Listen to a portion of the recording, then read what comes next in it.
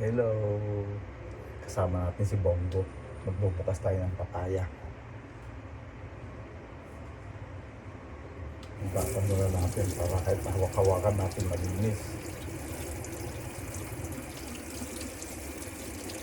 Ayan, bukasan natin mabuti. Kasi habang binabalatan natin, nakahawak tayo.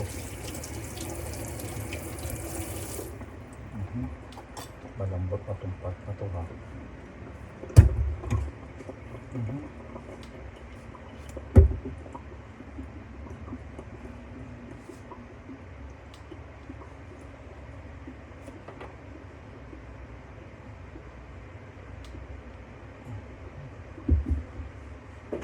Daming buto, matamis to.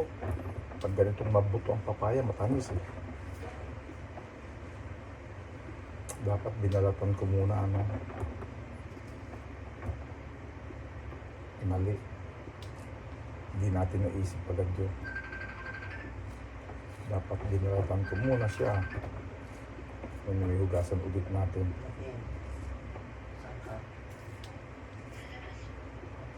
Ba't hindi pumasok yan?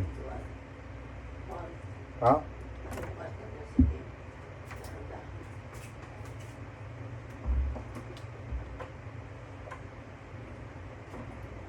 Hindi ka pumasok. Hindi ka pumasok. Ikaw. Ngayon ko nag-away ka. Hindi pumasok ka. At least di ka awal sa loob ng eskwela. Ikaw naman. Para yun lang. Bakit walang pasok? Kahapon walang pasok dahil kuhan. Walang pasok ngayon. Sa bagay, nung last year, nakapasok hanggang August eh, no? Kaya hindi ka pumasok siguro hanggang August, pwede pa, Kim? Galing ka bang dentist ka? Ha? Ha?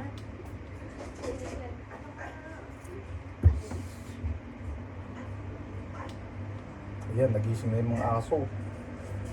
Ngayon kasi, hugasan natin, mamaya, no? Para isang hugasan. Ayo, kano?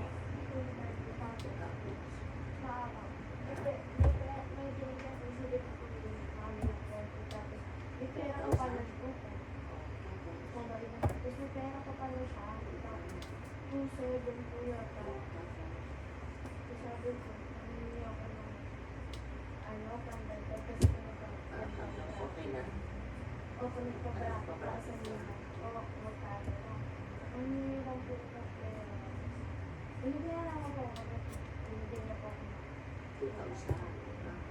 Kasi po binibigyan ako ng school supply. Nagagalit siya kasi daw. Kasi po, parang ayaw niya. Sabi niya po pag Ayun yan, alin. Hindi mo. ayaw niya naman ako pag-ganto. Sisirain niya namin ganto ganyan. Tapos pagdating ng gabi po sa bahay. Nakapagdating po ako po. Ay, ano po?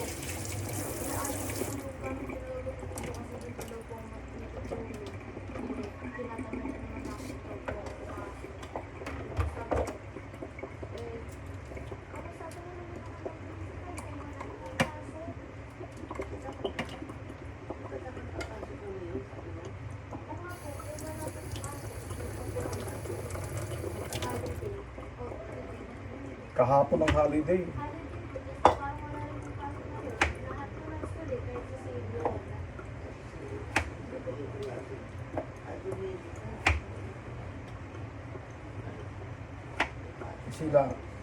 Sila kung Alexa may pasok.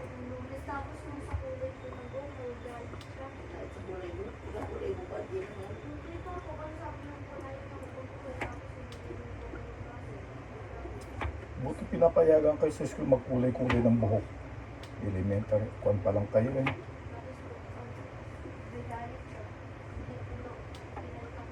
Tikman natin.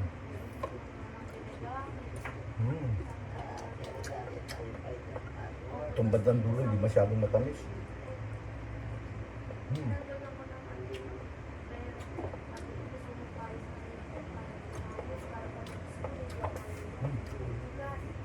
Tama.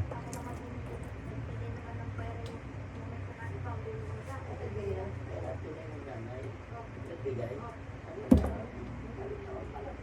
Alam ko, ganito sa'yo. Magkano binigay sa'yo? po. Gusto na lang ako gawa ko ng ipon, tapos Pumunta ka sa nanay mo o parang naibigay ka rin. Gcash po. Tapos, Tapos bumili po ako ng gamit. Nagagalit po siya, gusto niya kasi lahat sa kanya yung pera. hinihingi niya yung pera. Ganon.